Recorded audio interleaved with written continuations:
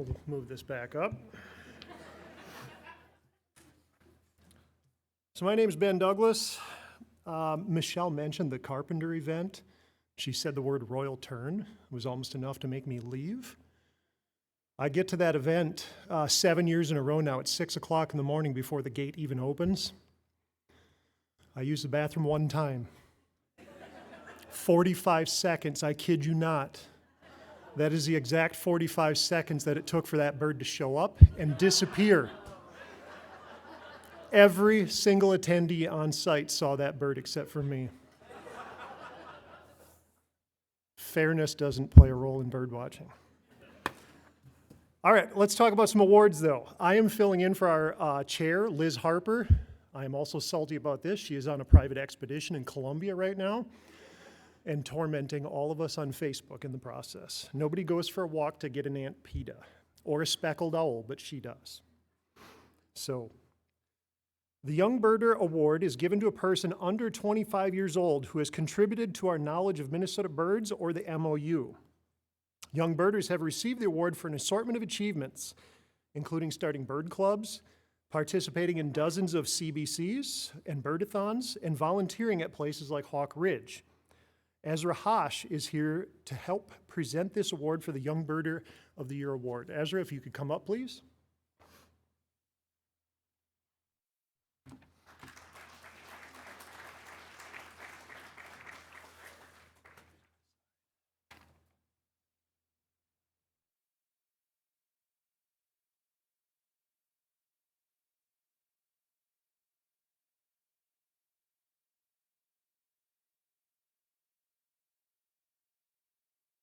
Our winner of the 2023 Young Birder Award hails from the state of Pennsylvania, where he first got bitten by the birding and hawk watching bug.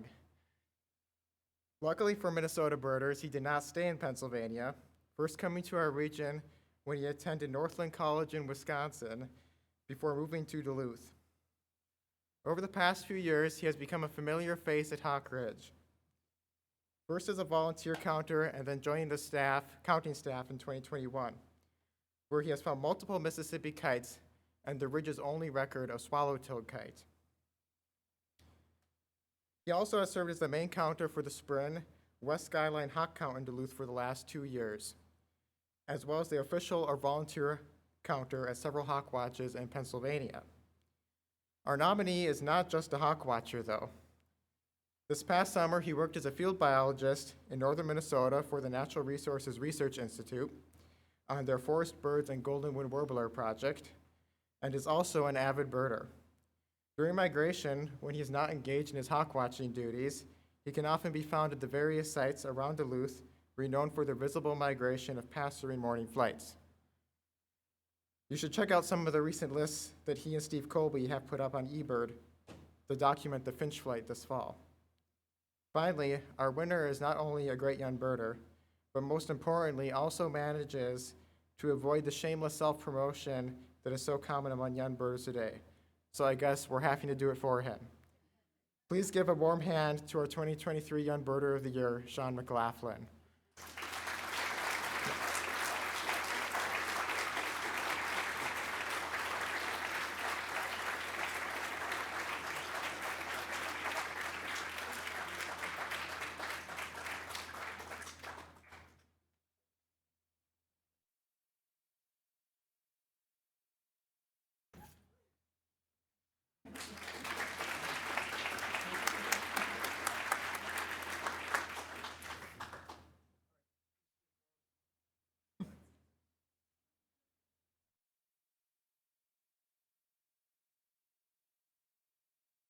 All right.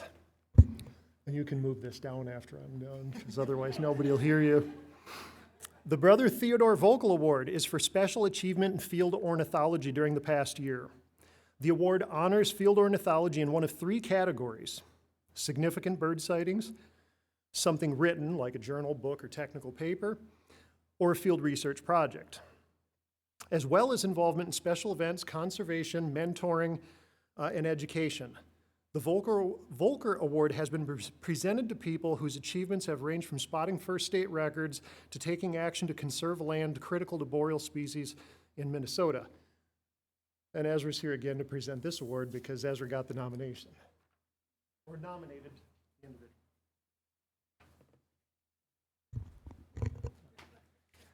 I first met this year's Volker Award winner sometime in the fall of 2017 when she was doing a traineeship at Hawk Ridge. Although she was officially the education trainee that year, it seemed like she quickly learned counting was where it was at, and she spent most of her time that fall at the platform assisting the counters. The next year she came back to the Ridge as the count trainee, but then ended up spending most of that fall in the banding blind. Of course, it was natural that in 2019 she would come back for a third traineeship, a final time as the banding traineeship, before returning to work as the Hawk Ridge Owl Bander in 2020. With her work as an owl bander at both Hawk Ridge and Whitefish Point in Michigan, it came as no surprise when her graduate research at the University of Minnesota Duluth focused on one of our least studied and most fascinating owl species in Minnesota, the northern hawk owl. The northern hawk owl is a difficult species to study due to it being a low population density species, having nomadic movements, and favoring habitats that are difficult to access. But that was not enough to deter our winner from being at the forefront of working to fill in our knowledge gaps about this species. Studying this species required putting satellite transmitters on individual birds. The first time such a study has been conducted with hawk owls, but first the birds had to be found as well as trapped and banded to successfully deploy a transmitter. This required countless hours driving snowy and icy roads in Minnesota and Manitoba winters, scanning the spruce and tamarack tops, hoping to get lucky and find an owl. Even when an owl was found, that did not mean deploying the transmitter was given. Some birds frustratingly required hours and even days to trap. Despite what was no doubt many disappointments along the way, our nominee was able to band an excellent total of 20 hawk owls, with transmitters being deployed on 11 birds. Since the transmitters were deployed, the data started pouring in, with many interesting and even surprising discoveries being the result.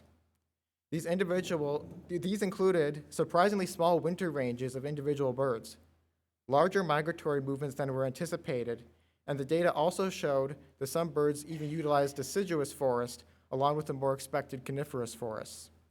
The study also made important discoveries related to hawk owl microhabitat selection. Her vegetation plots showed that snake density and heights of snakes were significantly different between used and unused sites. We all eagerly await her final published thesis, which will no doubt play the leading role in our understanding of how we can protect this climate-imperiled species. Since graduating with her master's degree this past spring from the University of Minnesota Duluth, Hannah has done field research for the Natural Resources Research Institute and has now returned to her home state in Washington to take on a teaching position at a community college and do marine research in the Puget Sound. I would also like to stress that not only is Hannah a careful and dedicated scientist, but is also one of the best birders I know. Surprisingly, being a great ornithologist and field birder do not always regularly overlap. But if you have ever observed her identifying warblers by flight call or distant migratory birds in an instant, you know that she is truly at the top of her game. Of course, it would be amiss if I did not mention that not only is she a great ornithologist and birder, but is also a gem of a person, which all of her many friends in the Minnesota birding community can attest to. Although she unfortunately cannot be in attendance today, please join me in congratulating our winner of the Brother Theodore Volker Award for Special Achievement in Field Ornithology, Hannah Tutani.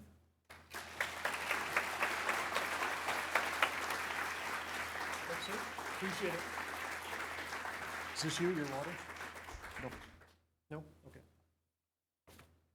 And back up. Just grab this. Should get this right.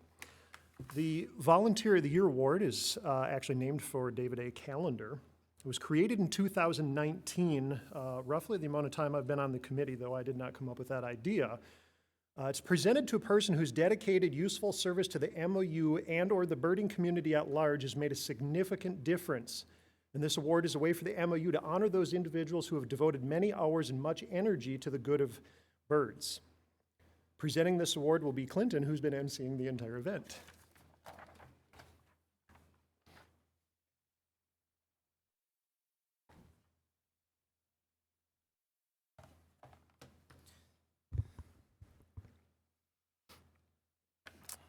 I have to skip ahead a little bit because Ben did cover my first part of the introduction. So we're going to start with this year's recipient of this fairly new award, established in 2019, has made what I would consider anyways significant volunteer contributions to our understanding of birds in Minnesota and has put forward significant contributions of time and expertise to support the Minnesota Ornithologists Union. This year's award winner has contributed to the production of the Loon in many ways. They served as the seasonal report compiler and contributor for 34 years, starting with the winter of 1990 publication, officially retiring from this post last month. Further, our award winner spent 6.5 years as MORC chair, so Minnesota Ornithologists Union Rare Birds Committee chair, serving in this position from 2003 to 2010. The time spent reading over rare bird reports, compiling data for the seasonal bird reports, and more helps us all better understand how birds move through to and within our state. Holding the offices of seasonal report compiler and MORC chair in the same season is no short task, and we appreciate the work done for the MOU by this person. A part of this award's description states whose dedicated, useful service to the MOU and/or the birding community at large has made a significant difference. While their contributions to the MOU are impressive, I think our award winner's greatest volunteer contributions to the birding community at large and for our understanding of birds in general is through the contributions made by this person to citizen science. Citizen science platforms like eBird do not just serve as a way for birders to keep track of our personal birds or personal lists or act as databases for researchers or researching where we might get our next lifer, but increasingly this data is being used by researchers to better understand birds. Our award winner has made tremendous contributions to eBird that others benefit from every day. For example, our award winner has created dozens, if not hundreds, of eBird location hotspots to better guide data collection to the platform. Has submitted a total of 108,601 checklists globally, which is the second most all-time, and a full 20,000 checklists more than the third place person. This person has submitted a total of 76,759 checklists in Minnesota, which is the most all-time, and 60,000 more checklists than the second most all-time. And this person, just so happens, as you might have guessed, has submitted a total of 64,231 checklists in St. Louis County, which again, most all-time, no surprise, and 56,000 more checklists than the next highest person. To put the above into perspective for you, St. Louis County, the home of this birder, they've submitted 64,231 checklists as of November 20th. So this is updated now. I dug back into the eBird records and I found the first record submitted by this birder in the county going back to 1986. So they've been submitting about 4 3/4 checklists every day for the last 37 years in St. Louis County. There's only so much, though, an average can tell us about contributions. Amazingly, this birder has twice submitted more than 10,000 checklists in St. Louis County in a year. 13,200 in 2009 and 10,024 in 2010, which at that pace and at the low end of that pace was at least 27 checklists a day, every day for a year. Is unbelievable.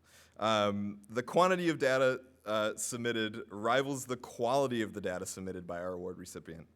I remember back to a talk given a few years back in Duluth by Chris Wood, who's the eBird director, profiling best practices for eBird and what we as a birding community should be striving for. And this person specifically was profiled. Their checklists and how they submitted checklists across the landscape is really significant enough for someone who directs the program to notice. So whether our award winners' volunteering hours have been spent leading committees and supporting the MOU or supporting the greater birding and research communities at large, I will hope you will agree that the volunteer investment to the cause of birds and birders has made a significant difference and is more than worthy of this award. And perhaps as a theme, as some of the awards he's received, our recipient is not here this year, but our David A. Callender Volunteer of the Year Award goes to Petter Svingen.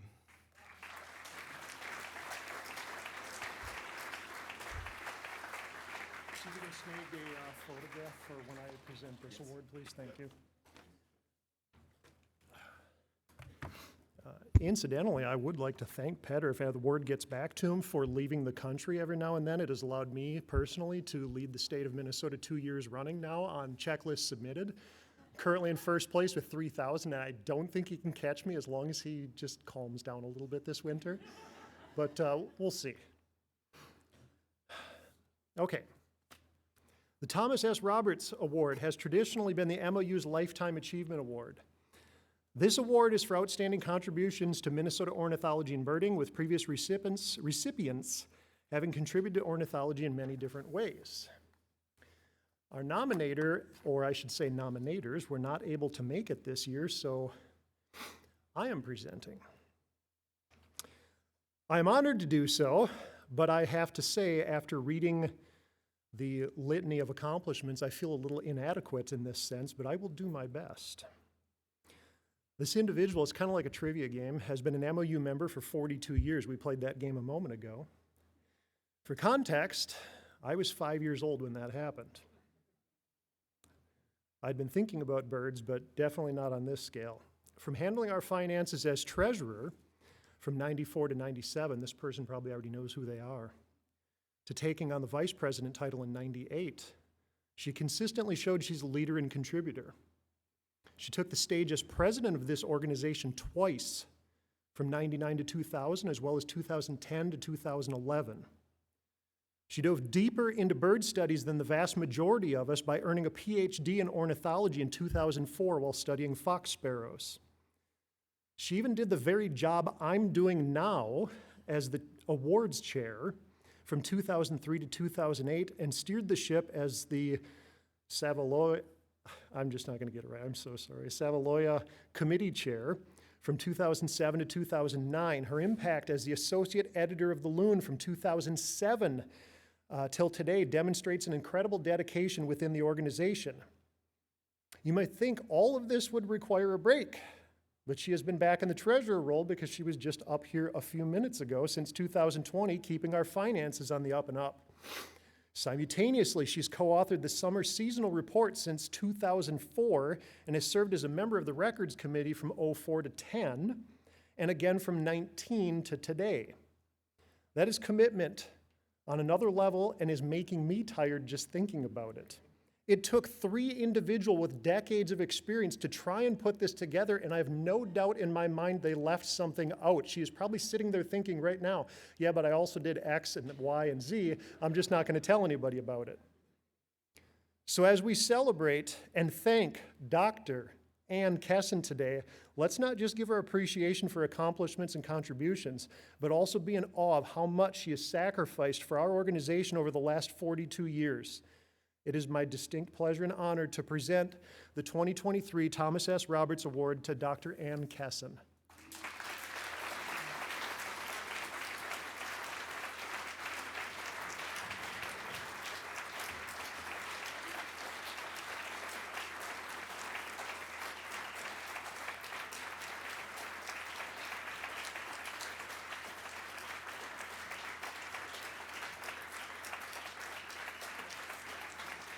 I know.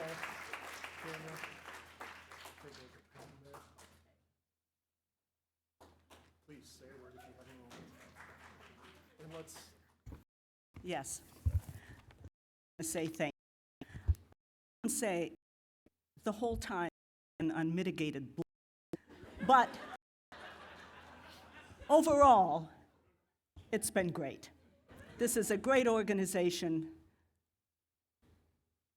I'm glad for every minute I've spent working with it.